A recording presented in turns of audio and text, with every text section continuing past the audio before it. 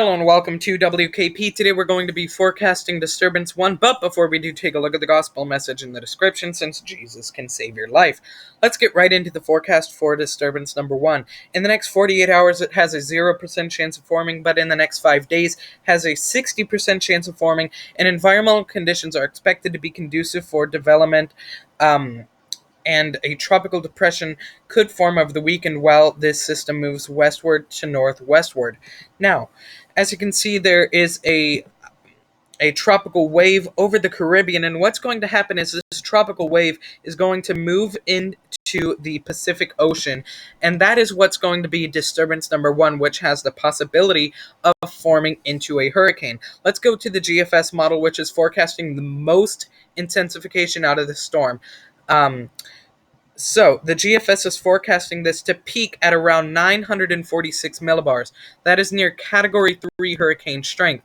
If that were to happen, that would not be a good case because the GFS is forecasting a landfall in Mexico. Now, luckily, before landfall, this will possibly weaken, making landfall probably around Category 2 hurricane strength, maybe Category 1 strength, and then quickly dissipating. But one thing that I'm noticing is that it's not going to move very much once it makes landfall, so a possible stall. But don't worry about this yet. This is just one model. Let's bring you to another model, CMC. The CMC is forecasting this to go further up. And the concerning thing about the CMC is it's bringing it into an area where there's some really, really warm water. Let me show you what I mean. So the CMC is bringing this storm into an area where there's some really, really hot water.